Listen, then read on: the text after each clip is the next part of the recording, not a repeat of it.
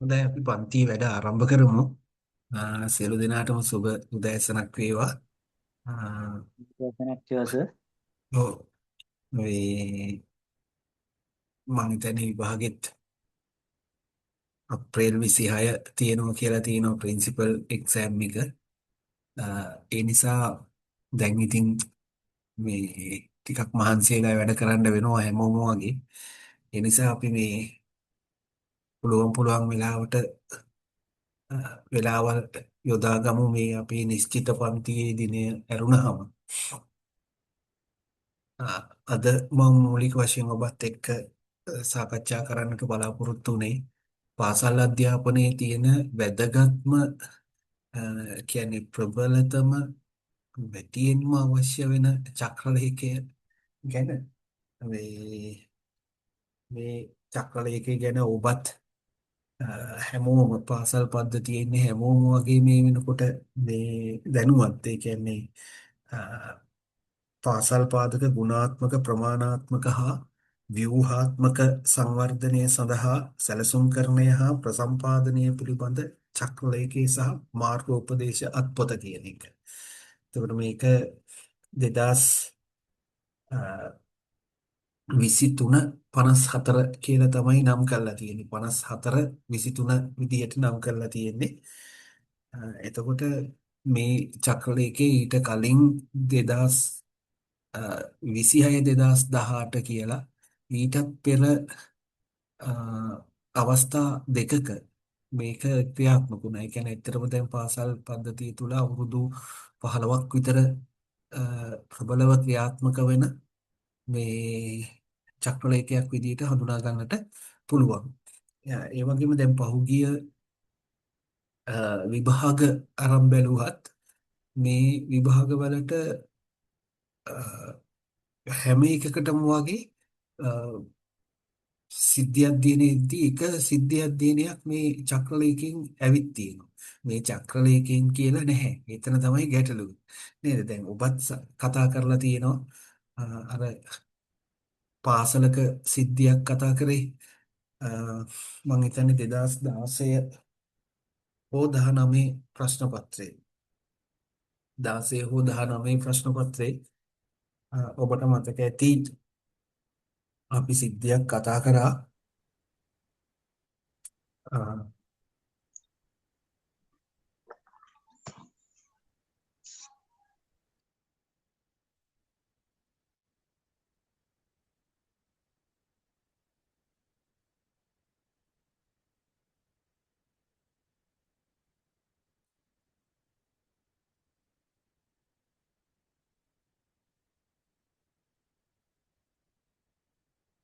ඔව් 14 සිද්ධිය 14 සිද්ධිය මේ සදසිරිපුර විද්‍යාලයේ අඩුපාඩුකම් පවතින මේ ශේෂ්ත්‍ර කිහිපයක් පෙන්වා දෙනවා. ඒකලා මිලියන දෙකමාරක් විතර වැය වෙන වැඩක් ඒක. එකමාරක් කලාප අධ්‍යාපන කාර්යාලයෙන් රජයේ ප්‍රතිපාදන ලබා දෙනවා කියලා කියනවා. 1 මිලියනයක් පාසලට හොයාගන්න කියලා කියනවා. එතකොට පාසලට හොයා ගන්න කියන එක සම්පූර්ණයෙන්ම සොයාගන්නට වෙන්නේ මේ සර්කියුල එකට අනුගතව. මේකට අනුගතව. ඒ හන්දා මෙතනදී අපි සාකච්ඡා කරනකොට සම්පූර්ණයෙන්ම පාසලට ප්‍රතිපාදන උත්පාදනය කරගත හැකි ලබාගත හැකි ශේෂ්ත්‍ර එක්ක තමයි මේ පිළිතුර ගොඩනගෙන්න ඕනන්නේ කියලා. හරි. ඒ වගේ මේ හැම ප්‍රශ්න පත්‍රයකම වගේ ප්‍රින්සිපල් එක්සෑම් එකෙත් ඒ වගේම SLES වලත් දෙකේම මීට අදාළව මේ සිද්ධියක් දින ගොඩ නැගිලා තිබ්බා. ඒ නිසා මේක ගැන ඔබ සියලු දෙනාගේම වැඩි අවධානයක් යොමු කරන්න. එතකොට මම මූලික හඳුන්වා දීමක් මේක කරගෙන යන්නම්. අනිවාර්යයෙන්ම ඔබ කියවලා මේ හඳුනා ගැනීම අවශ්‍යයි. හරි තවදුරටත් අධ්‍යයනය කිරීම අවශ්‍යයි. ඒ කියන්නේ 2006 විතර වෙනකොට 2006 විතර වෙනකොට අපේ අ, රටේ පාසල් පද්ධතිය තුළ ලොකු අ, ලෝක බැංකුවෙන් ලොකු හඳුන්වා දීමක් කරා අ, පාසලේ බලය අධ්‍යාපනික බලය පාසලට විමධ්‍යගත කරන්න ඕන කියලා. අධ්‍යාපන බලය පාසලට විමධ්‍යගත කරන්න ඕන කියලා. ඒ කියන්නේ කලාපයේ තුල පළාත් දෙපාර්තමේන්තුවේ අධ්‍යාපන පාසලට ඉහළින් තියෙන අධ්‍යාපනික ආයතනවල ගොනු වෙලා තියෙන අධ්‍යාපනික බලය පාසලට විමධ්‍යගත කරන්න. පාසලට ඒවා ලබා දෙන්න ඕන කියලා ඒ බලය තීන්දුව ගැනීමේ බලය. ඒතර ඒක ලෝකේ ක්‍රියාත්මක වෙන්නේ SBM කියලා. පාසල් පාදක කළමනාකරණය කියලා.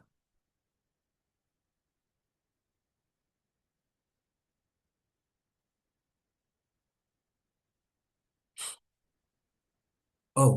පාසල් නගා සිටුවීමේ වැඩසටහන. හරි.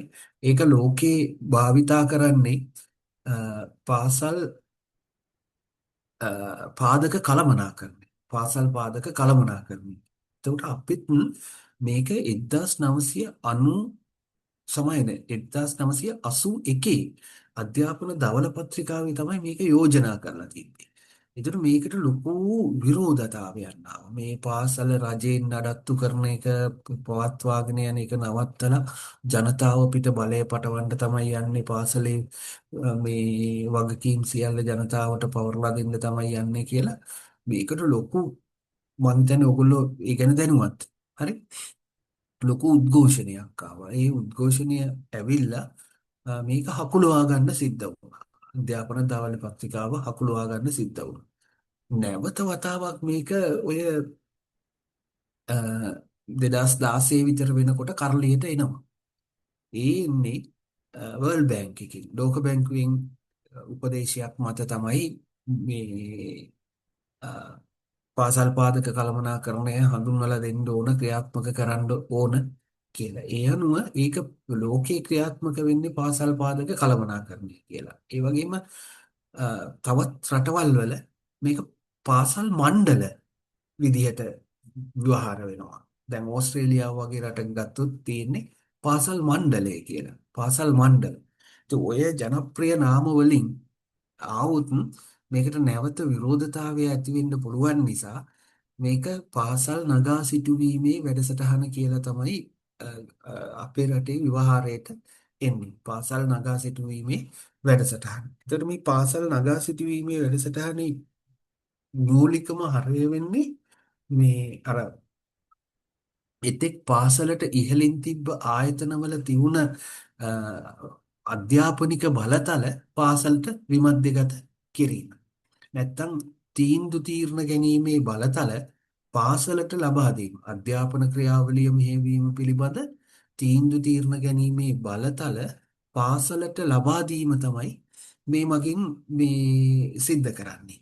මේ මගින් සිද්ධ කරන්නේ අ, තීර්ණ ගැනීමේ බලය පාසලට ලබා දීම. පාසලට අදාළ තීර්ණ ගන්න පාසලටම බලය ලබා දෙනවා. ඒ සඳහා පාසලේ බලගතු මේ අ, සංවිධානයක් ගොඩනගනවා. ඒ තමයි පාසල් සංවර්ධන සමිතිය. පාසල් සංවර්ධන සමිතිය. දැන් බලන්න මේ චක්‍රලේඛයෙන් පාසල් සංවර්ධන සමිතිය අර්ථකථනය කරලා තියෙන විදිහම කොච්චර ප්‍රබල එකක් විදිහටද පාසල් සංවර්ධන සමිතිය යනු ජාතික අධ්‍යාපන ප්‍රතිපත්තිවලට අනුව පාසලෙහි අධ්‍යාපන ප්‍රතිලාභීන්ගේ අධ්‍යාපනික අපේක්ෂා සහ අභිමතාර්ථ සපුරාලන පරිදි සහ පාසල පිහිටි ප්‍රදේශයේ සමාජීය සංස්කෘතිමය හා ආර්ථිකමය වශයෙන් ඵලදායී වෙනසක් කිරීමට දායක විය හැකි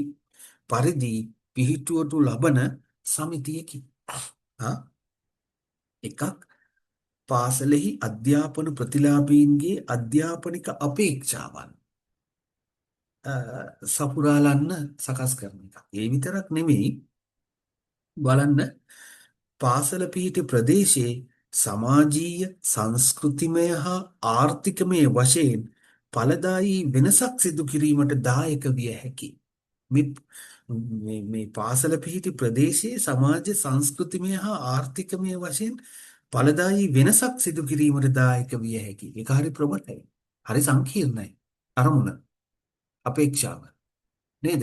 එක පැත්තකින් අ, පාසලෙහි ශිෂ්‍යයා වෙනුවෙන් ක්‍රියාත්මක වන අභිමතාර්ථ මුදුන් පමුණවා ගැනීම සඳහා ඒ වගේම මේ ප්‍රදේශයේ සමාජීය සංස්කෘතිමය හා ආර්ථිකමය වශයෙන් ඵලදායී වෙනසක් සිදු කිරීමට දායක විය හැකි පරිදි පිහිටුවනු ලබන සමිතියක් කියලා. එතකොට මේක මේ එක පැත්තකින් අ, ශිෂ්‍ය අරමුණු සාක්ෂාත් කරගන්න පාසලෙන් ශිෂ්‍යයා අපේක්ෂා කරන අරමුණු දෙමව්පියන් අපේක්ෂා කරන අරමුණු රජය අපේක්ෂා කරන අරමුණු සාක්ෂාත් කර ගැනීම සඳහා වූ සංවිධානයක්. තවත් පැත්තකින් මේක මේ ප්‍රදේශයේ සමාජීය සංස්කෘතිමය හා ආර්ථිකමය වශයෙන් ඵලදායී වෙනසකට දායක විය හැකි පිහිටෝන එකක්. ඒ කියන්නේ ඇත්තටම දැන් අධ්‍යාපන මූලධර්මවලත් අපි කතා කරනවා දෙවෙනි වරට දෙමව්පියන්ට පාසල් යන්න ලැබිච්ච අවස්ථාවක් තමයි පාසලට දරුවෙක් ඇතුළත් කරනවා කියලා කියන්නේ. නැත්තම් පාසල් යන දරුවෙක් ඉන්නවා කියලා කියන්නේ දෙවෙනි වරට දෙමව්පියන්ටත් පාසල් යන්න අවස්ථාව ලැබෙනවා. හරි නේද? දරුවත් එක්ක පාසල් යන්න ආපහු ලැබෙනවනේ. නේද? හැබැයි මේ දරුවත් එක්ක පාසල් යෑම තුළ එයාගේ සමාජික ජීවිතය, සංස්කෘතික ජීවිතය, ආර්ථිකමය පක්ෂය හරි මේ වෙත යම් වෙනසක් ඉටු කිරීමේ හැකියාව තියෙනවා. ඒ හැකියාව තියෙනවා. හරි ඒකයි මේ පාසලට මේ දරුවා මගින් නිවස වෙනස් කරන්න පුළුවන්කම තියෙනවා. පාසල මගින් නිවස වෙනස් කරන්න පුළුවන්කම තියෙනවා. ඒ වෙනස පිළිබඳ අවධානය යොමු කරමින් තමයි මේ පාසල් සංවර්ධන සමිතිය යනු කුමක්ද කියන එක අ, අර්ථකථනය කරලා තියෙන්නේ මේ චක්‍රලේඛේ. ඒක හරි පුළුල්. ඒක හරි පුළුල්. එකකින් මේ පාසලේ වෙනස විතරක් නෙමෙයි සමාජයේ වෙනසකුත් ඒකේ අ, අපේක්ෂා කරනවා. එතකොට ඒ වගේ ම්, සම්පූර්ණයෙන්ම බලතල පැවරෙන්නේ පාසල් සංවර්ධන සමිතියට. පාසල සම්බන්ධ තීන්දුව తీරන ගන්න.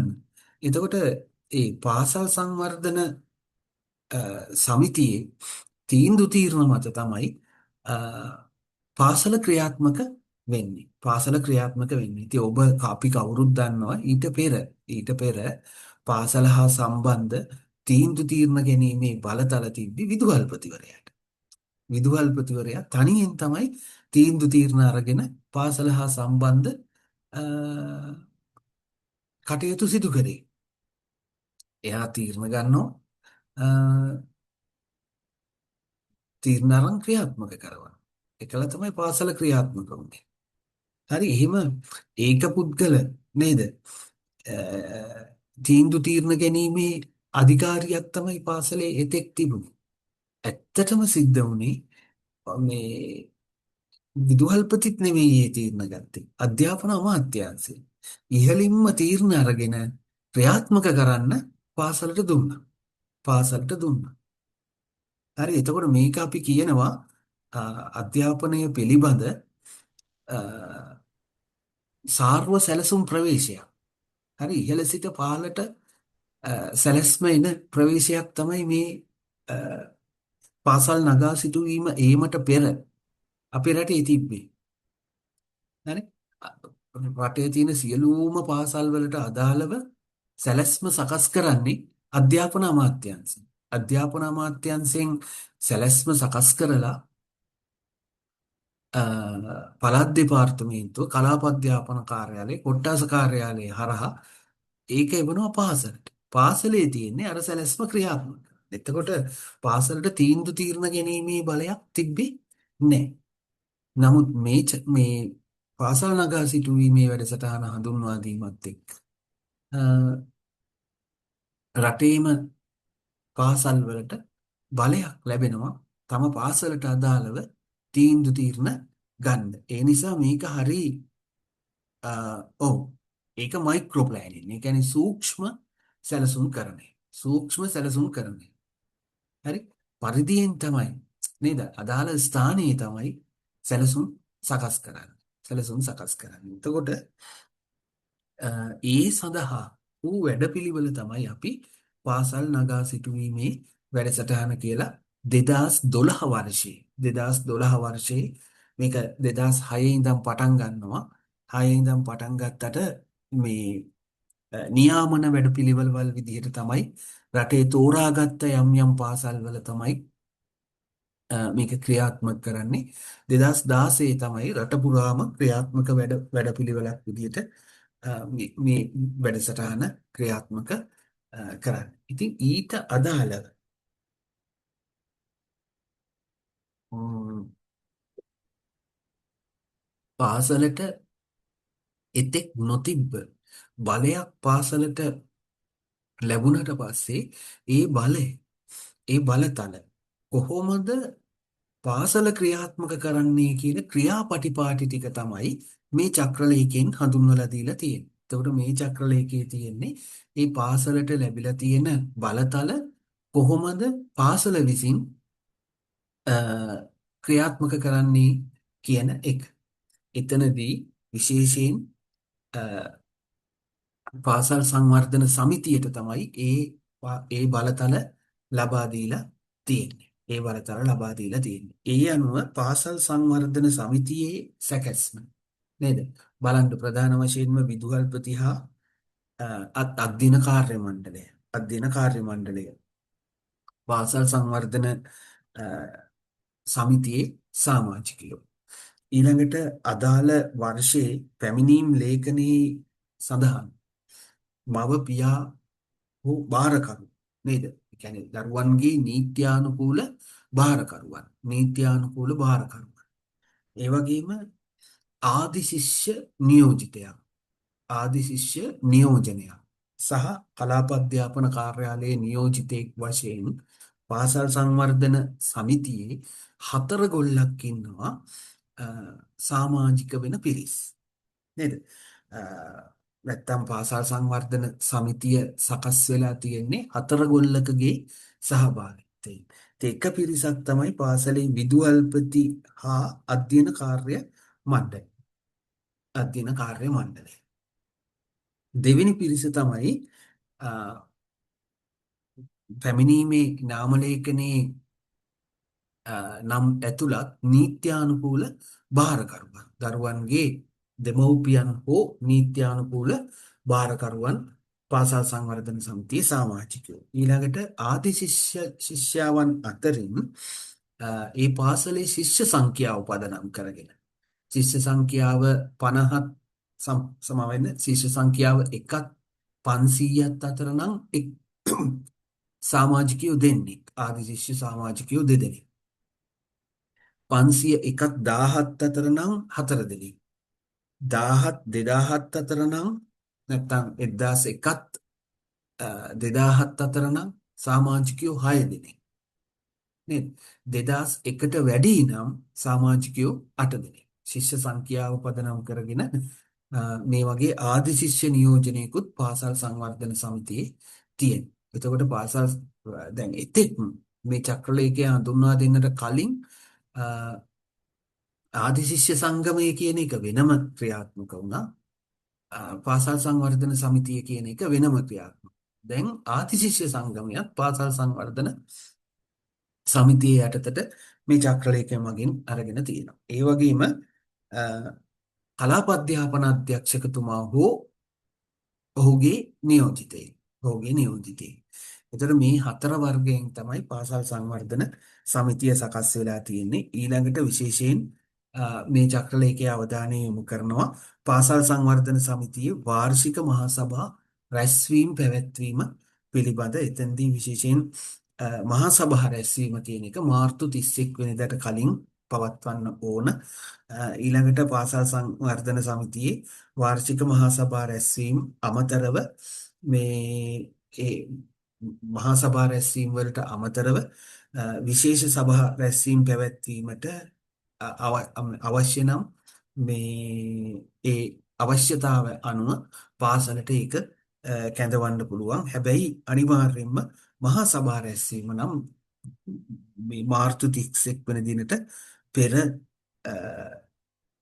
පැවැත්විය යුතු වෙනවා. ඊට පස්සේ මේකට සමාජික ගාස්තු ගැන ඊළඟට මේ චක්‍රලේඛයේ අවධානය යොමු කරනවා. එතෙන්දී රුපියල් 50ක අවමයක් වෙන විදිහටත් රුපියල් 600 උපරිමය වෙන විදිහටත් සමාජික ගාස්තු විදිහට අ, මේ පාසල් සංවර්ධන සමිතියේ යෝජනා ස්ථිරත්වයෙන්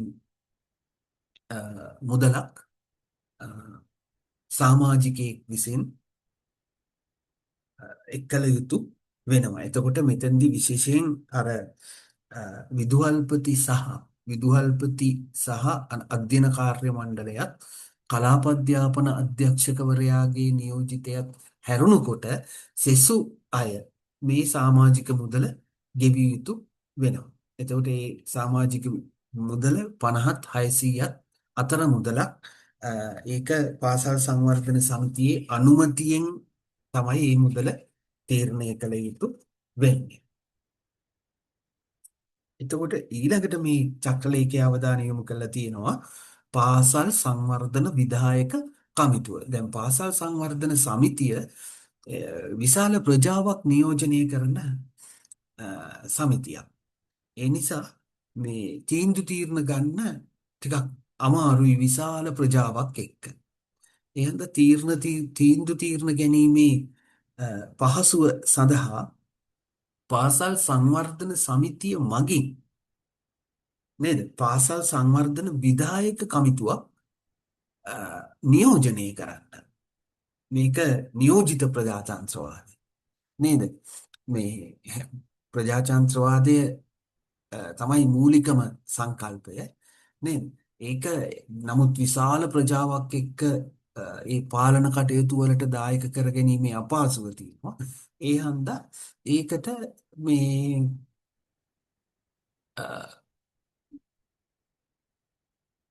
ජනතාව නියෝජනය කරන්න නේද? ඒ පිරිස නියෝජනය කරන්න නැත්තම් පාසල් සංවර්ධන සමිතිය නියෝජනය කරන්න කමිටුවක් සකස් කරගන්නවා. ඒක පාසල් සංවර්ධන විධායක කමිටුව. ඉස්සෙල්ලා මේක හැඳින්වුවේ පාසල් සංවර්ධන කමිටුව කියලා. දැන් ඒක පාසල් සංවර්ධන විධායක කමිටුව කියලා තමයි හඳුන්වන්නේ. එතකොට මේ පාසල් සංවර්ධන විධායක කමිටුවේ ප්‍රධාන කාර්යය වෙන්නේ පාසලට අදාළ තීරණ ගැනීම. ඊළඟට ඒ ගැනීමට අදාළ ශේෂ්ත්‍රයන් පස්සේ විස්තර කරලා තියෙනවා. ඒතර පාසල් සංවර්ධන විධායක කමිටුවේ සංයුතිය ගත්තාම නේද ප්‍රධාන පිරිස් පහක් මේක නියෝජනය කරනවා. සභාපති වෙනවා විදුහල්පති. ඊළඟට දෙවෙනි කාණ්ඩයේ තමයි ගුරු නියෝජිතයෝ. ගුරු නියෝජිතයෝ තීරණය කරන්නේ පාසලේ සිටින ගුරු සංඛ්‍යාව. ඒ අනුව ගුරුවරු තුන්දෙනෙක් හෝ ඊට අඩු නම් එවැනි පාසල් තියෙනවා අපේ රටේ. ගුරුවරු තිදෙනෙක් හෝ තිදෙනෙක්ට අඩු සංඛ්‍යාවක් ඉන්න පාසල් නම් සියලු දෙනාම පාසල් සංවර්ධන විධායක කමිටුව නියෝජනය කරනවා. ගුරුවරු 4 ඉඳන් 10 දක්වා නම් සමාජිකයෝ 3 දෙනයි. 11 සිට 20 දක්වා නම් සමාජිකයෝ 4 දෙනයි. ගුරුවරු 21 ඉඳලා 40 දක්වා නම් 5 දෙනයි. 41 සිට 70 දක්වා 6 දෙනයි. 71 සිට 100 දක්වා 7 දෙනයි. 100ට වැඩි ගුරු පිරිසක් ඉන්නවා නම් ගුරුවරු 8 දෙනෙක් විදියට මේ පාසල් සංවර්ධන විධායක කමිටුව නියෝජනය කරන්න ගුරුවරු පත් කර ගැනීම සිදු කරනවා. ඊළඟට දෙමව්පිය නියෝජනය ශිෂ්‍ය සංඛ්‍යාව පදනම් කරගෙන ශිෂ්‍ය සංඛ්‍යාව 100ක් හෝ ඊට අඩු නම් දෙමව්පියන් 3 දෙනෙක්. ඊට පස්සේ 101යි 500යි අතර ශිෂ්‍ය සංඛ්‍යාවක් ඉන්න පාසල් වල දෙමව්පියන් 4 දෙනෙක්. 501ත් 1000ත් අතර නම් දෙමව්පියන් 5 දෙනෙක්. 1001ත් 1500ත් අතර නම් දෙමව්පියන් 6 දෙනෙක්. 1501ත් 2000ත් අතර නම් දෙමව්පියන් 7 දෙනෙක්. 2001ට වැඩි ಶಿಶුන් සංඛ්‍යාවක් සිටින පාසල් නම් දෙමව්පියන් 8 දෙනෙක් විදිහට. ඒ වගේම අ,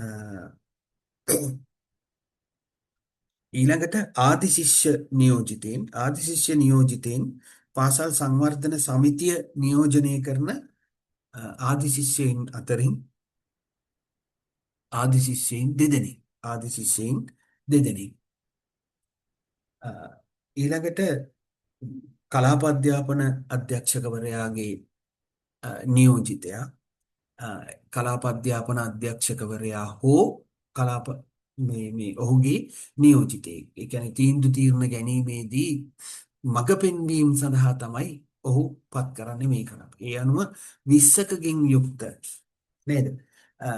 සමාජික පිරිසක් මේ අ, මුළු ප්‍රමාණය අනුව ඉන්නවා. හැබැයි ඒක පාසලේ අ, ගුරු හා ශිෂ්‍ය ප්‍රමාණය අනුව ඒ පාසලේ පාසල් සංවර්ධන සමිතියේ ප්‍රමාණය තීරණය වෙනවා.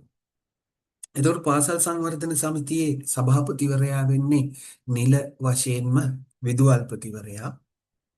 එතකොට සභාපතිවරයා විදියට ඔහු අ, තීන්දුව තීරණ ගැනීමේදී මේ කමිටුවේ අදහස් සලකා බලලා අ, තීන්දුව තීරණ ගත හැකි විදිහට මේ කමිටුව මෙහෙයවීම තමයි ඔහුගෙන් අපි අපේක්ෂා කරන්නේ මේ චක්‍රලේඛය අපේක්ෂා කරන්නේ ඊළඟට පාසල් සංවර්ධන සමිතියේ පාසල් සංවර්ධන සමිතියේ ලේකම්වරයා තමයි පාසල් සංවර්ධන විධායක කමිටුවේත් ලේකම්වරයා වෙන්නේ ඊළඟට පාසල් සංවර්ධන සමිතියේ භාණ්ඩාගාරිකවරයා තමයි පාසල් සංවර්ධන විධායක කමිටුවේ භාණ්ඩාගාරිකවරයා වෙන්නේ ඔහු ගුරු නියෝජිතයින් අතරින් පාසලේ ගුරු නියෝජිතයින් අතරින් අ, තෝරාපත් කරගන්නා කෙනෙක් තමයි පාසල් සංවර්ධන සමිතියේ භාණ්ඩාගාරිකවරයා.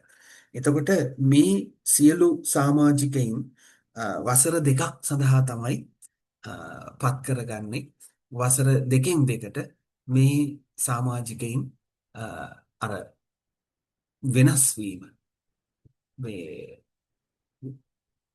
සිදු කිරීම අවශ්‍ය වෙනවා. ඊළඟට පාසල් සංවර්ධන විධායක කමිටුවට පැවරෙන කාර්යයන් ගැන මෙහි ඊළඟට ඇතුළත් වෙලා තියෙනවා මේ චක්‍රලේඛී. ඒ අනුව ප්‍රධාන කාර්යයන් හතක් අන්තර්ගතයි. පළවෙනිම කාරණාව තමයි පාසල් පාදක සැලසුම් කරන්නේ. පාසලට අදාළ සැලසුම් සකස් කිරීම. පාසල් සංවර්ධන විධායක කමිටුවට පැවරෙන ප්‍රධාන කාර්යයක්. ඒ කියන්නේ මෙතෙක් මේ ඒ කියන්නේ පාසලට අදාළ මධ්‍යකාලීන සැලැස්ම නැත්නම් පස් අවුරුදු සැලැස්ම වාර්ෂික අයවැය ලේඛනය මේ ලේඛන සකස් කිරීම පාසල් සංවර්ධන සමිතියේ කාර්යයක් පාසල් සංවර්ධන විධායක කමිටුවේ කාර්යයක් විදිහට තමයි හඳුනාගෙන තියෙන්නේ විශේෂයෙන් පාසලට අදාළ පෙර වර්ෂයේ සඳහා නොවැම්බර් 30 වෙනිදා වෙනකොටවත් මේ සැලසුම් සකස් කරලා අනුමැතිය ලබා ගැනීම සඳහා ඉදිරිපත් කළ යුතු වෙනවා. බලන්න නොවැම්බර් 30 වෙනිදා වෙනකොටවත් තමයි මේ කටයුත්ත සිදු කරන්න චක්‍රලේඛයෙන් නියමිත වෙලා තියෙන්නේ. ඒ වගේම දෙවෙනි මේ විශේෂයෙන් මේ විදිහට සකස් කරන සැලසුම් අනුමත කරගත්තට පස්සේ ඒ සැලසුම් ක්‍රියාත්මක කිරීම සඳහා පුළුවන් අපිට මෙහෙයුම් සැලසුම් නැත්තම් ව්‍යාපෘති සකස් කිරීම අවශ්‍ය වෙනවා. එතකොට ඒ ව්‍යාපෘතියක් සඳහා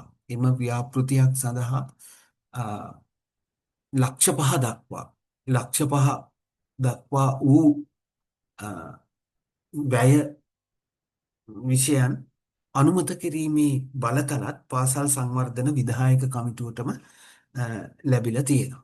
පාසල් සංවර්ධන කියන්නේ දැන් අපි පාසල් සංවර්ධන සැලැස්මයි එහි අයවැයයි අනුමත කරගෙන තියෙනවා. ඊට පස්සේ තමයි එහි ඇතුළත් එක් ක්‍රියාකාරකම් අපි ක්‍රියාත්මක කරන්නට ගන්න. ඒ ක්‍රියාත්මක කරන්නට ගන්නකොට ව්‍යාපෘති සැලසුම් කරගන්නට වෙනවා. වෙනමම ව්‍යාපෘති සකස් කරන්නට වෙනවා. එහෙම සකස් කරන ව්‍යාපෘති වලින් ලක්ෂ 5 දක්වා ව්‍යාපෘති අනුමත කිරීමේ බලයත් පාසල් සංවර්ධන විධායක කමිටුවට තියෙනවා. එතකොට ලක්ෂ 5 ඉඳන් ලක්ෂ 10 දක්වා 1 මිලියනය දක්වා වැඩසටහන් කලාප අධ්‍යාපන අධ්‍යක්ෂකවරයාට නැවත යොමු කරන්නට වෙනවා. මිලියනයට වඩා වැඩි නම් ඒවා පාසල් සංවර්ධන සැලැස්ම අනුමත කරපු නිලධාරියා විසින් තමයි ඒවා අනුමත කිරීම සිදු කළ යුත්තේ. එතකොට මේ විදිහට පාසල් සංවර්ධන විධායක කමිටුවට පැවරෙන එක කාර්යයක් තමයි පාසල් සංවර්ධන සැලසුම් සකස් කිරීම, සැලසුම් කරණය. හරි. ම්, පාසල් සැලසුම් කරණය කියන එක සම්පූර්ණයි. එතකොට මේක තනියෙන් කළ යුත්තක් නෙවෙයි. කමිටුව විසින් සිද්ධ කළ යුත්තක්. ඊළඟට මේ විෂය මාලාව ක්‍රියාත්මක කිරීම, ඇගයීම හා ප්‍රතිපෝෂණය. විෂය මාලාව ක්‍රියාත්මක කිරීමට අදාළ තීරණ ගැනීමත් පාසල් සංවර්ධන විධායක කමිටුවට තමයි පැවරිලා තියෙන්නේ. ඊළඟට විෂය සමගාමී පාසලේ විෂය සමගාමී කටයුතු සංවර්ධනය. අපේ පාසලේ ක්‍රීඩා උත්සවයක් තියෙනවද? මේ සැරේ වෙසක් එකටත් භක්ති ගීත ප්‍රසංගයේ තියෙනවද? මේ කියන දේවල් තීරණය කරන්නේ පාසල් සංවර්ධන විධායක කමිටුවෙන්. පාසල් සංවර්ධන විධායක කමිටුවෙන්. එතකොට පළවෙනි එක පාසල් සැලසුම් කරණය, දෙක විධිමත් විෂය මාලාව ක්‍රියාත්මක කිරීම, තුන විෂය සමගාමී ක්‍රියාකාරකම් සංවර්ධනය, හතර පාසල් පාදක වෘත්තීය ගුරු සංවර්ධනය. පාසල් පාදක වෘත්තීය ගුරු සංවර්ධනය. පහ පාසල් පිරියත නඩත්තු හා සංවර්ධනය. පාසල් පිරියත නඩත්තුව හා සංවර්ධනය. ඊළඟට ඒ කියන්නේ අලුත් වැඩියා වගේ දේවල් ඒ වගේම පාසල් පිරියත පවත්වා ගැනීම සඳහා ශිෂ්‍යචර්යාව වෙනස් කිරීමට අදාළ තීරණ ඒ වගේම පාසල් සංවර්ධන සමායන පාසල් ප්‍රාග්ධනවත්කම් උත්පාදනය හා අවසාන වශයෙන් ප්‍රජා සම්බන්ධතා පැවැත්වීම පාසල් සංවර්ධන විධායක කමිටුවට තමයි පැවරිලා තියෙන්නේ.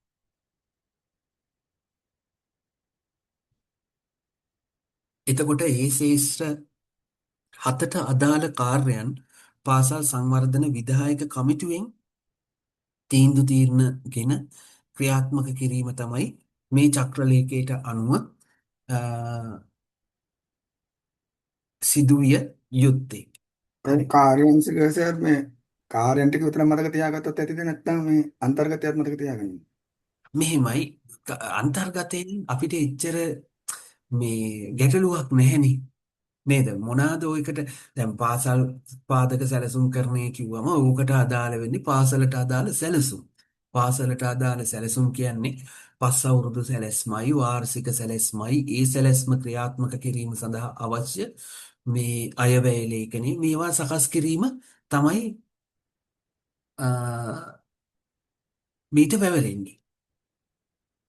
හරි. ඒ නිසා මේ ප්‍රධාන කාර්යයන් ටික හඳුනාගෙන තිබ්බොත් ප්‍රමාණවත්. ඊට පස්සේ දැන් විෂය මාලාව ක්‍රියාත්මක කිරීම. විෂය මාලාව ක්‍රියාත්මක කිරීම. ඒකට අපි දන්නවා විෂය මාලාවක් ක්‍රියාත්මක කරනකොට අපේ පාසලේ ප්‍රධාන වශයෙන්ම විෂය මාලාව ක්‍රියාත්මක කරනකොට ඒකට අදාළ පූර්ව සැලසුම් විශේෂයෙන් කාලසටහන් සැලසුම් කිරීම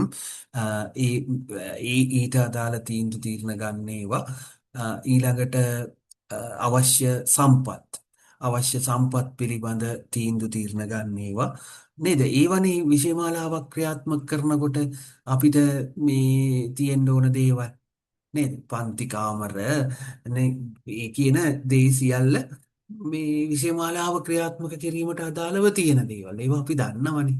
ඒ නිසා ඒව ගැන ඇත්තටම ප්‍රධාන කාරණා 7 තමයි අපි දැනුවත් විය යුත්තේ. දැන් ප්‍රජා සම්බන්ධතා පැවැත්වීම කියන එක මෙතෙක් විදුහල්පතිතුමා තමයි පාසල වෙනුවෙන් മന്ത്രിතුමත් එක්ක ග්‍රාම නිලධාරී මහත්මයාත් එක්ක කලාප කාර්යාලයත් එක්ක සම්බන්ධතා පැවැත්වීම. දැන් සම්බන්ධතා පැවැත්වීම සිදු කළ යුත්තේ කමිටුවක් විදිහට. පාසල් සංවර්ධන තාමත් අර විදිහට පරණ විදිහට තමයි. හරි. නමුත් මේ චක්‍රලේඛයේ මඟ පෙන්වලා තියෙන්නේ ඊට වඩා වෙනස් තැනක ඉඳලා. ඊට වඩා වෙනස් තැනක. ඒ නිසා මේ ප්‍රධාන කාරණා ටික පිළිබඳ අවබෝධයක්. ඒක ඉතින් එච්චර ලොකු දෙයක් නෙවෙයි. හරි. ඒ මතක තියාගන්න තරම් කටපාඩම් කරන්න තරම් දෙයක් නෙමෙයි. හරි පිළිවෙලක් ඇතිව ඒක ගොනු කරලා තියෙනවා බලන්න පාසලේ සැලැස්ම සකස් කරන එක. ඇයි සැලැස්ම සකස් කරන්නේ? මේ විෂය මාලාව ක්‍රියාත්මක කරන්න. එහෙනම් විෂය මාලාව විධිමත් විෂය මාලාව ක්‍රියාත්මක කිරීම. ඊළඟට විෂය සමගාමී ක්‍රියාකාරකම් ක්‍රියාත්මක කිරීම. හතරවෙනි එක පාසල් පාදක වෘත්තීය ගුරු සංවර්ධනය. හා පහ පාසලට අදාළ සමයන්න පාසල් පිරියත නඩත්තුව සහ සංවර්ධනය. පාසල් පිරියත නඩත්තුව සහ සංවර්ධනය. 6 ප්‍රාග්ධනවත්කම් සපයා ගැනීම. ප්‍රාග්ධනවත්කම් කළමනාකරණය. 7 මේ ප්‍රජා සම්බන්ධතා පැවැත්වීම. මේක තමයි පාසල් සංවර්ධන විධායක කමිටුවට පැවරෙන කාර්යය. ඊළඟ පාසලේ මේ පාසල් නගා සිටුවීමේ වැඩසටහනත් එක්ක පාසල් සංවර්ධන විධායක කමිටුව වගේම තවත් කමිටුවක් ක්‍රියාත්මක විය යුතු වෙනවා. පාසල් කළමනාකරණ කමිටුව. පාසල් කළමනාකරණ කමිටුව මේකත් ඉතා වැදගත් ප්‍රබල කාර්යයක් පැවරිච්ච මේ කමිටුවක්. පාසල් කළමනාකරණ කමිටුව. පාසල් කළමනාකරණ කමිටුවේ ඇතුළත් වෙන්නේ පාසලේ කළමනාකරණ කාර්යයන් සඳහා දායක වෙන පිරිස, විශේෂයෙන් විදුහල්පති, නියෝජ්‍ය විදුහල්පතිවරු, ඒ වගේම සහකාර විදුහල්පතිවරු, අංශ ප්‍රධානීන්, ශ්‍රේණි ප්‍රධානීන් ඉන්නවනම් ඒ අය. ඊළඟට පාසල් සංවර්ධන සමිතියේ භාණ්ඩාගාරික, ඊළඟට පාසල් සංවර්ධන සමිතියේ ගුරු නියෝජනය, ගුරු නියෝජිතයෝ ටික. හරි ඒ අය තමයි පාසල් කළමනාකරණ කමිටුව නියෝජනය කරන්නේ. අර පාසල් සංවර්ධන සමිතිය විසින් ගනු ලබන තීරණ ක්‍රියාත්මක කිරීම තමයි මේගොල්ලන්ට පැවරෙන කාර්යය වෙන්නේ. එතකොට බලන්න තීරණ ගත්තෙත් සාමූහිකව, ඒවා ක්‍රියාත්මක කරවන්නේ සාමූහිකව. මේක විදුහල්පතිවරයා තනියෙන් කළ යුතු කාර්යයක් නෙමෙයි. සාමූහික උත්සාහයක් විදිහට ක්‍රියාත්මක විය යුතු දෙයක්. එතකොට ඔබට හිතෙනවා ඇති තාමත් එහෙනම් මේ චක්‍රලේඛේ පාසලේ ක්‍රියාත්මක වෙන්නේ නැහැ කියලා. ඔව් ඇත්තටම. හරි මේකේ කොටස් තමයි තාමත් හරියටම මේන් අපේක්ෂා කරන තත්ත්වය පාසල තුළ දකින්න ලැබෙන්නේ නැහැ. හරි. එතකොට පාසල් කළමනාකරණ කමිටුව කියලා කියන්නේ පාසල් සංවර්ධන විධායක කමිටුව විසින් ගනු ලබන තීරණ ක්‍රියාත්මක කිරීම සඳහා පිහිටුවලා තියෙන කමිටුව. ඊළඟට අවශ්‍ය ඕනෑම අවස්ථාවක මේ පාසල් සංවර්ධන විධායක කමිටුවට පුළුවන්කම තියෙනවා අනු කමිටු මීට අමතරව පිහිටුවා ගන්න. ඒ අනුව පාසලේ පාසල් සංවර්ධන පාසල් ගුරු සංවර්ධනයේ පිළිබඳ අනු කමිටුවක් නේද? ඊට පස්සේ වෙනත් පාසලේ වගේ එවැනි කාර්යයන් පිළිබඳව අනු කමිටු පත් කර ගැනීමේ අවස්ථාව තියෙනවා. ඊළඟට මේ චක්‍රලේඛයේ විශේෂයෙන් අවධානය යොමු කරලා තිනවා පාසල් මූල්‍ය ප්‍රභව. අර මං ඉස්සෙල්ලා කියපු මේ පාසලට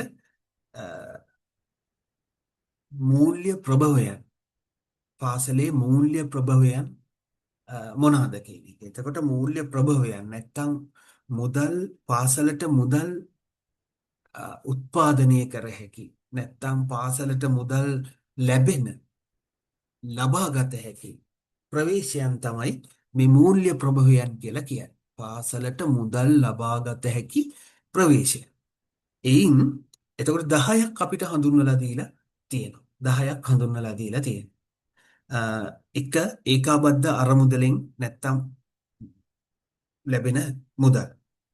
දෙක බහුපාර්ශවීය දීපාර්ශවීය සහයෝගිතා ගිවිසුම් ක්‍රියාත්මක වන වැඩසටහන් වලින් ලැබෙන මුදල්. ඒ කියන්නේ සමහරක් වෙලාවට ওই ලෝක බැංකුවත් එක්ක ආසියානු සංවර්ධන බැංකුවත් එක්ක එහෙම අපි මේ වැඩසටහන් ගිවිසුම්ගත වැඩසටහන් කරනකොට ඒ ව්‍යාපෘති වලින් ලැබෙන මුදල් ඒකත් රජයෙන් ලැබෙන මුදල් විදිහට තමයි අපි මෙතෙක් කල සැලකුවේ. හැබැයි මේ චක්‍රලේඛයේ ඒක විශේෂීව සඳහන් වෙනවා වෙන් කරලා ඒක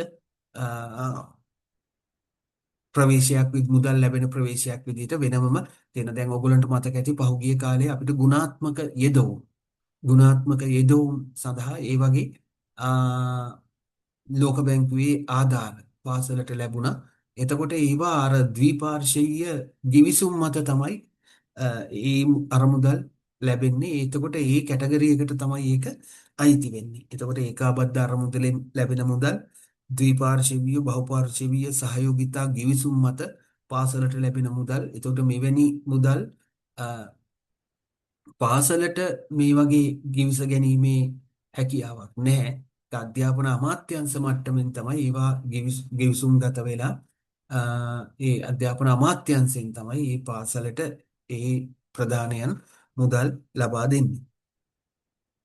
හරි ඒකත් ඉතා වැදගත්. දැන් අපි අර ශේෂ්ත්‍ර තිබ්බනේ 7ක්. ඒ ශේෂ්ත්‍ර 7 ඇතුලේ කියන්නේ විධායක කමිටුවට පැවරෙන කාර්යයන් ඒකේ තිබ්බේ නැහනේ. මේ ගිවිසුම් ගත වීම මෙහෙම කියලා මේවට ඔය ආධාර ලබා දෙන කණ්ඩායම් එක්ක ගිවිසුම් ගත වීම කියලා එහෙම බලයක් තිබ්බේ නැහැ. ඒ බලය තියෙන්නේ අධ්‍යාපන අමාත්‍යාංශයට. රේකීය අමාත්‍යාංශයට. අවශ්‍ය නම් ඒ බලය පළාත් අමාත්‍යාංශයටත් යෙදවීමේ පුළුවන්කම තියෙනවා. අර 13 වන ආණ්ඩු ක්‍රම ව්‍යවස්ථාවේ බලතල විමධ්‍යගත කිරීමේ කාර්යයත් එක්ක. ඊළඟට S3 රාජ්‍යාංශයේ වෙනත් ආයතන වලින් ලැබෙන ඒ කියන්නේ භාණ්ඩාගාරය පළාත් භාණ්ඩාගාරය ඒ වගේ අනුමත මුදල් S4 කියලා කියනවා මධ්‍යම රජයේ හා පළාත් සභා ප්‍රතිපාදනය යටතේ පාසල් පාදක ඉගෙනුම් ප්‍රවර්ධන සඳහා ප්‍රදාන ඒ වගේම ගුණාත්මක හේතුන් හා උසස් මට්ටමේ ඉගෙනුම් ක්‍රියාවලියක් සඳහා ලැබෙන මුදල් කියලා රජයෙන් ලැබෙන මුදල් මෙන්න මේ විදිහට කොටස් 4ක් තියෙනවා. ඊළඟට කොටස් 6ක් තියෙනවා බාහිර සහ වෙනත් ප්‍රභවයන්ගෙන් ලැබෙන මුදල්. ඒ කියන්නේ රජයේ විසින් අනුමත ලියාපදිංචි රාජ්‍ය නොවන සංවිධාන වලින් ලැබෙන ආධාර. ඊළඟට S6 කියලා කියනවා පාසලේ දියුණුව වෙනුවෙන් කැමැත්තෙන් දායකත්වයේ ලබා දෙන ඕනෑම පාර්ශවයේ පරිත්‍යාග ඒ කියන්නේ සුමපතන්නන්ගෙන් ඊළඟට S7 පාසලට අයත් වත්කම් වලින් උපයා ගන්නා ආදායම් පාසලට අයත් වත්කම් වලින් උපයා ගන්නා ආදායම් මේ වත්කම් වලින් උපයා ගන්නා ආදායම් පිළිබඳව තීන්දුව తీරන ගැනීමේ බලය කමිටුවට තියෙනවා. පාසල් සංවර්ධන කමිටුවට. අපේ ක්‍රීඩා පිටිය පිටට දෙනවා නම් දවසකට කොච්චර මුදලකටද අපි ලබා දෙන්නේ. අපි ශ්‍රවණාගාරය අපි ප්‍රජාවගේ අවශ්‍යතාවයන් සඳහා ලබා දෙනව නම් අපි කොයි විදිහටද ඒක ලබා දෙන්නේ? මිල කීයක් අය කිරීම සිදු කරනවද කියලා දැන් සමහරක් පාසල්වල සෑහෙන ප්‍රධාන ශාලාවල මේ 25000යි 50000යි එහෙම ලොකු ගණන් ඒ ශාලාවෙන්ම සෑහෙන මුදලක් මේ පාසලට අයිති වෙනවා අයත් වෙනවා. දැන් මම දන්න එක පාසලක් තියෙනවා ලක්ෂ දෙකක් මාසයකට එනවා වහලේ සවි කරලා තියෙන මේ සූර්ය කෝසවලින් සූර්ය පැනලින් ලක්ෂ දෙකක ආදායමක් පාසලට එනවා. එතකොට මාසෙකට ලක්ෂ දෙකක් එනවා කියලා කියන්නේ නේද? සෑහෙන ලොකු මේ මුදල් ප්‍රමාණය. සෑහෙන ලොකු මුදල් ප්‍රමාණය. ආයේ එහෙම එක් මුදලක් තියෙන නිසා ආයේ විභාග ගාස්තු අරව මේවා ඒ ඉස්කෝලේ ළමයින්ගෙන් එකතු කරන්නේ ඒවා දරා ගන්න පුළුවන් හයිය පාසලට තියෙනවා. ඒවා දරා ගැනීමේ හයිය පාසලට තියෙනවා. ඒතකොට සමහරක් පාසල් වල ඔය හැම ගොඩනැගිල්ලකම ඔය සූර්ය පැනල් හයි කරලා තියෙනවා. එකදු සතයක්වත් පාසලට ලැබෙන්නේ නැහැ. එකදු සතයක්වත් පාසලට ලැබෙන්නේ නැහැ. එහෙමත් ඒවා තියෙනවා. හරි අර වගේ බොහොම ඥානාන්විතව සකස් කරපු ඒවා පාසලේ වත්කම් විදියට සකස් කරපු ඒවාත් තියෙනවා. මේක පාසලේ වත්කමක් වෙලා නැහැ. බහුතරයක් පාසල් වල එහෙම නෙමෙයි. එතකොට ඊළඟට පාසල් සංවර්ධන සමිතියේ සමාජිකයින්ගෙන් ලැබෙන සමාජික මුදල් ඊට පස්සේ පාසලේ ඉගෙනුම් ඉගැන්වීම් ක්‍රියාවලියට අදාළ අත්‍යවශ්‍ය ක්‍රියාකාරකම් සඳහා ලැබීම් ඊළඟට පාසල් සංවර්ධන සමිතිය විසින් තීරණය කරනු ලබන පාසලේ අත්‍යවශ්‍ය වියදම් පියවා ගැනීම සඳහා අරමුදල්. හරි. එතකොට මෙන්න මේ විදිහට අපිට කොටස් 10කින් මුදල් ලබාගත හැකි ආකාරය මේ චක්‍රලේඛයේ ඊළඟට අවධානය යොමු කරලා පෙන්නනවා. ඊළඟට මේ අ, දෙවෙනුවට 8වෙනි අංකය යටතේ මේවා උපයෝජන ශේෂ්ත්‍ර. හරි. මේ පාසලේ ලැබෙන මුදල් උපයෝජනීය කරගතිට නැත්තම් වැය ශීර්ෂය. වැය එතකොට ශීර්ෂ සර් මේ ජෙම් ප්‍රොජෙක්ට් එකෙන් ලැබෙන සල්ලි ගන්නේ S2ටද? S2 S2. එතකොට මේ අර ගුරු සංවර්ධන වැඩසටහන් ගන්න වෙන්නේ S4නේ. ඔව් පාසල් පාස්. ඔව්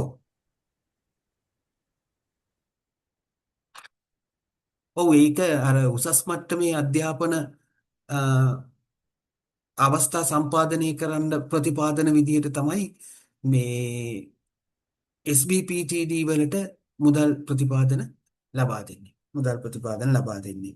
හරි. එතකොට ඒ යටතේ අ, පුනරාවර්තන වියදම් සහ පුනරාවර්තන වියදම් සහ ප්‍රාග්ධන වියදම් කියලා ප්‍රධාන කොටස් දෙකකට අදාළව මේ ඒ වැය සිදු කරන්නේ කොහොමද කියන එක ඔබට මේ මාර්ගෝපදේශය පෙන්වලා තියෙනවා. මාර්ගෝපදේශය පෙන්වලා තියෙනවා.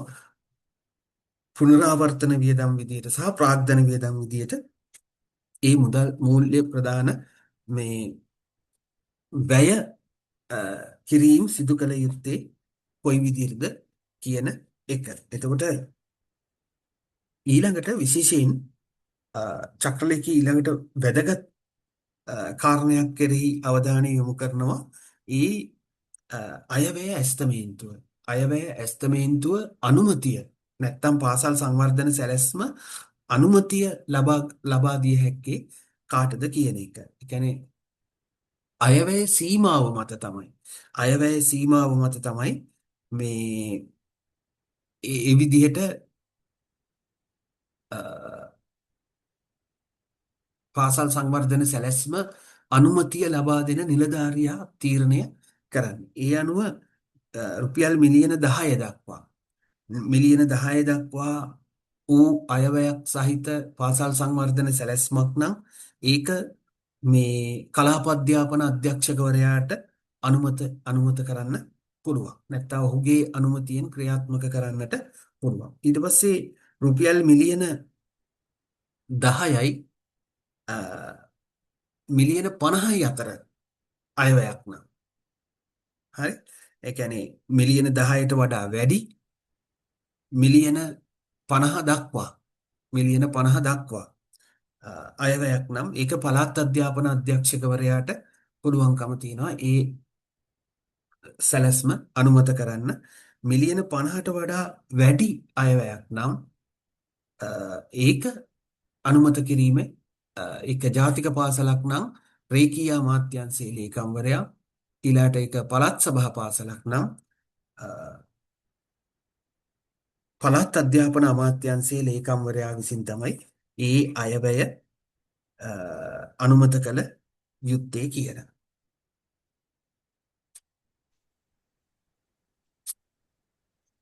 ඊළඟට විශේෂයෙන් පාසලේ අ, ප්‍රසම්පාදන හා පිරිවිතර ක්‍රියාවලිය කළමනාකරණය කර ගැනීම සඳහා තවත් කමිටු දෙකක් තියෙනවා. එකක් පාසල් අ, ප්‍රසම්පාදන කමිටුව. අනිත් එක තාක්ෂණික ඇගයීම් කමිටුව කියලා විශේෂයෙන් මිලදී ගැනීම අවස්ථාවන්හිදී අ, සහ සේවා ලබා ගැනීම අවස්ථාවන්හිදී මේ අවශ්‍ය වෙන කමිටු දෙකක් විදිහට පාසලේ අනිවාර්යයෙන්ම ක්‍රියාත්මක විය යුතු කමිටු දෙකක් ප්‍රසම්පාදන කමිටුව සහ තාක්ෂණික ඇගයීම් කමිටුව. මෙයින් ප්‍රසම්පාදන ඇගයීම් කමිටුව කියලා කියන්නේ අ, විශේෂයෙන් පාසලේ ප්‍රසම්පාදන ක්‍රියාවලිය ක්‍රියාත්මක කිරීම සඳහා නැත්නම් පාසලට අවශ්‍ය ඒ ගුණාත්මක අ, වත්කම් උපයා ගැනීම අ, සඳහා අවශ්‍ය කටයුතු සිදු කරන කමිටුව විදිහට තමයි ප්‍රසම්පාදන කමිටුව ක්‍රියාත්මක වෙන්නේ. එතකොට ඒකේ සභාපති විදුහල්පතිවරයා විදිහට ඒ වගේම සමාජිකයින් තව දෙදෙනෙක් නියෝජ්‍ය විදුහල්පතිවරුන් අතරින් කෙනෙක් හෝ කෙනෙක් ඒ වගේම ජ්‍යෙෂ්ඨ ගුරුවරයෙක් විදිහට ප්‍රසම්පාදන කමිටුව ඊළඟට මේ තාක්ෂණික කමිටුව තාක්ෂණික කමිටුව කියලා කියන්නේ අදාළ පිරිවිතරයන් ඒ භාණ්ඩයේ පිරිවිතර තීරණය කරලා මේ උසස් තත්ත්වයේ භාණ්ඩ ලබා ගැනීම සඳහා අර ප්‍රසම්පාදන කමිටුවට සහාය වීමට ඇති කමිටුව තමයි තාක්ෂණික ඇගයීම් කමිටුව. ඒකේ සහකාර හරි නියෝජ්‍ය හරි විදුහල්පතිවරයෙක් තමයි සභාපති විය යුත්තේ. ජ්‍යෙෂ්ඨ ගුරුවරයෙක් සමාජික වෙනවා. ඒ වගේම අදාළ ශාස්ත්‍රය පිළිබඳ දැනුමක් ඇති සමාජිකයෙක් දෙවෙනි සමාජිකයෙක් විදිහට කටයුතු කරනවා. එතනදී ඒ සමාජිකයා මිලදී ගැනීම අනුව වෙනස් වෙන්න පුළුවන්. දැන් සංගීත භාණ්ඩ මිලදී ගන්නකොට සංගීත ගුරුවරයා නේද? ඊළඟට පාසලට පොත්පත් මේ දේවල් මේ නැත්තම් වෙනත් දෙස්පුටු මේ වගේ දේවල් මිලදී ගැනීම අවස්ථාවක නම් ඒ විෂය පිළිබඳ ඊට ප්‍රවීණත්වයක් ඇති කෙනෙක්. හරි ඒ විදිහට වෙනසක් හඳුනා ගැනීමට හැකියාව තියෙනවා. වෙනසක් ඇතිව ක්‍රියාත්මක කිරීමේ හැකියාව තියෙනවා. මෙන්න මේ පිළිබඳ මේ විස්තර තමයි මේ චක්‍රලේඛයේ ඇතුළත් කරලා තියෙන්නේ. ඒ නිසා ඔබ සියලු දෙනාම අද දවසේ නේද මේ චක්‍රලේඛයේ පොඩ්ඩක් ඔය සොෆ්ට් කොපියම කියව ගන්න. දැනටමත් සමහරක් අය මේක පාසල තුල භාවිතා කරනවා. මාත් සමහරක් දේවල් මටත් පෙන්වුවේ මේ වෙනස් වෙච්ච දේවල් පිළිබඳ මෙතෙක් තිබුණ ක්‍රියාකාරීත්වයන්ට අමතරව වෙනස් වෙච්ච දේවල් පිළිබඳ මේ මටත් ඔතන වෙනස් වෙලා තියෙනවා කියලා හඳුන්වලා දුන්නේ ඔබේ පන්තියේ පෙරේස්. හරි. ඒ නිසා මේ මන්දා කෙනෙක් වගේ හොඳ අවබෝධයෙන් මේ පිළිබඳ කටයුතු කරන ගුරුවරු ඉන්න ඔබ අතරත් සිටිනවා. ඒ නිසා මේ එහෙම අයට නැවත මේක කියවීමේ අවශ්‍යතාවයක් වෙන්නේ නැහැ. නමුත් සෙසු පිරිස මේ චක්‍රලේඛය අනිවාර්යයෙන්ම කියව ගන්න. මීට අදාළ සිද්ධියක් අපි හෙට උදේට සාකච්ඡා කරමු. එතෙන්දී අපිට කොයි විදිහට දැන් අපි අත්දැකීම් තියෙනවා. දැන් අර 14 වෙනි සිද්ධිය සම්පූර්ණයෙන්ම 14 වෙනි සිද්ධිය සම්පූර්ණයෙන්ම මීට අදාළ චක්‍රලේඛයක්. මීට අදාළ සිද්ධියක්. හරි මේ චක්‍රලේඛයට අදාළ සිද්ධියක් 14. ඒ වගේම මේ අපි ඊළඟට හෙට උදේට කතා කරමු මීට අදාළ තවත් මේ චක්‍රලේඛයේ අදාළව පිළිතුරු සැපවිය යුතු නැත්නම් පිළිතුරු සැපීමේදී මේ චක්‍රලේඛයේ අදාළ කරගත යුතු මේ ප්‍රශ්නයක් ඊළඟ දවසේ කතා කරමු. මං හිතන්නේ 10 වෙනි සිද්ධිය ඔබේ සිද්ධියක් දෙනි. මං ඒක හරියටම ගෲප් එකට බලලා දාන්නම්. එහෙනම් ආයෙත් පස්සට යන්න එපා. දැන් අපි ඉලක්කයක් හොඳටම තියෙනවා. 26 වෙනිදාට අනිවාර්යෙන් විභාගයේ තියෙනවා. ඒව ගැන අවිනිශ්චිතතාවයන් ඇති කරගන්න අවශ්‍යතාවයක් නැහැ. රජයටත් අධ්‍යාපන අමාත්‍යාංශයටත් වැඩි අවශ්‍යතාවයේ තියෙනවා. ඉක්මනටම විභාගයේ පවත්වලා ඉක්මනටම විභාගයේ ප්‍රතිඵල ලබා දීලා බඳවා ගැනීම ක්‍රියාවලින් වලට අනුගත වෙන්න දැඩි අවශ්‍යතාවය තියෙනවා. ඒ අන්ද පොඩ්ඩක්වත් ප්‍රමාද වෙන්නේ නැහැ. හරි. මේ ඒත් එක්කම දැන් අපි පහුගිය අත්දැකීම් අපිට තියෙනවා විභාගයක් තිබ්බට කවදා මේකේ ප්‍රතිඵල එයිද කියලා හිතා ගන්නත් බෑ. කවදා මේකේ පත්වීම් දෙයිද කියලාත් හිතා ගන්න බෑ. පත්වීම් දෙයිද නොදෙයිද කියලාත් හිතා ගන්න බෑ. එවැනි වාතාවරණයන් පහුගිය කාලය තුළ තිබ්බේ.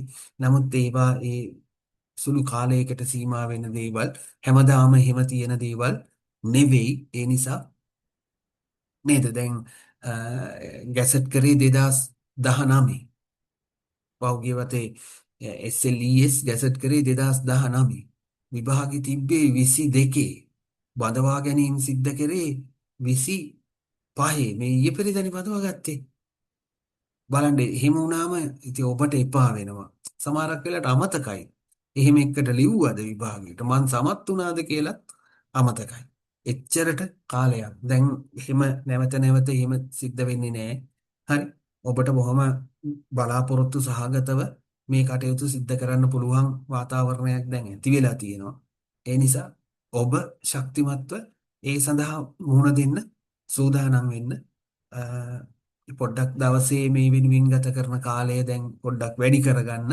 වැඩි කරගෙන අපි අධ්‍යයන කටයුතු ටික හරියට කරගෙන යමු. හෙට දවසේ අපි සාකච්ඡා කරමු මේ ආශ්‍රිතව සිද්ධි අධ්‍යයනයක්. එහෙනම් ඔබේ දවසේ සිසු කටයුතු සාර්ථකව කරගන්නට අවස්ථාව ලැබේවා කියලා ප්‍රාර්ථනා කරමින් අද දවසේ උදෑසන සර් මේ හමුවීම අපි අවසන් කරමු කියන්න. සර් මේ 54/23 චක්‍රලේඛය හැදුවේ හ්ම්. සර් චක්‍රලේඛ කිහිපයක් වෙනුවට නේද? අපෝ ඒ කියන්නේ ඒ චක්‍රලේඛ ටික මොනවද සර්? මෙහිමයි මේක 54යි 23 නම් 2018යි 2018යි 26 ඔව් 26 26 2010 ඔව් 26 එකයි 19 2010 ඔව් අනුව තමයි මේක සකස් කරේ. එතකොට සර් මේ එතකොට ඒකයි මේක අතර වෙනස්කම් මොනවද තියෙන සාමනේ ඔව් පොඩි පොඩි වෙනස්කම් ටිකක් තියෙනවා. එකක් තමයි මූල්‍ය සීමාවන්. මූල්‍ය සීමාවන් අ, මේ ලොකු වෙනසක් තියෙනවා.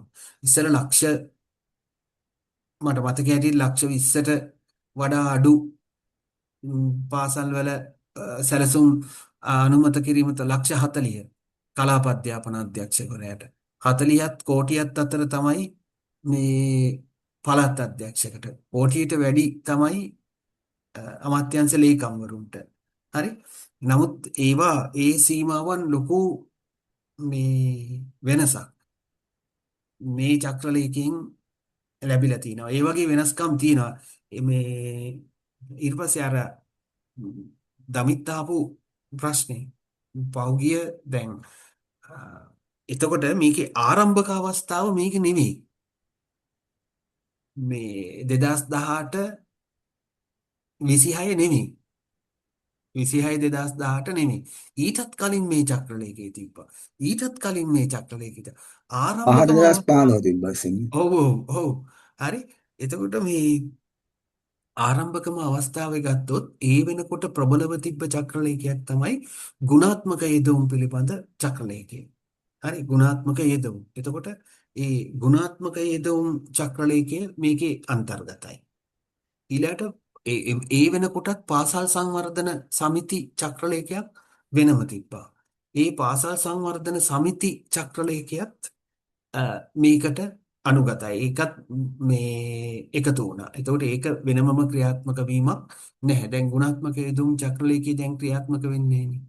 ඊට පස්සේ පාසලේ අ, ශාස්ත්‍රීය කාර්යයන් සඳහා සම්පත්දායකත්වය ලබා ගැනීම පිළිබඳ වෙනමම චක්‍රලේඛයක් තිබ්බා. ඒකත් දැන් ආයේ වෙනමම ක්‍රියාත්මක වෙන්නේ නැහැ. ඒ චක්‍රලේඛයේ බල රහිත වුණා. හරි ඒවත් මේකේ අ, අන්තර්ගත වෙලා තියෙන්නේ. ප්‍රාග්ධනවත්කම් උපයා ගැනීම පිළිබඳ වෙනමම චක්‍රලේඛයක් තිබ්බා. ගුණාත්මක යොදුම් චක්‍රලේඛයේත් ඒ හා සම්බන්ධ කාරණා තිබ්බා වෙනමමත් තිබ්බා චක්‍රලේඛයක්. එතකොට ඒ වගේ චක්‍රලේඛ ගොඩාක් තිබ්බා. ඒ ඔක්කොම මේ නැති වෙලා තමයි මේ චක්‍රලේඛේ ආවේ.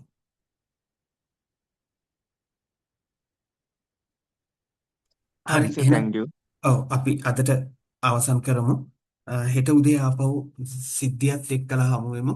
හෙට හවස මේ අවබෝධයේ ප්‍රශ්න පත්‍රය සාකච්ඡා කරමු. එතනින් පස්සේ අවබෝධයට විභාගයට ආදර්ශයක් වෙන විදිහේ ප්‍රශ්න පත්‍ර එතෙන් සිට එක් කරන්න. හරි එහෙනම් හරි thank you sir. Thank you sir.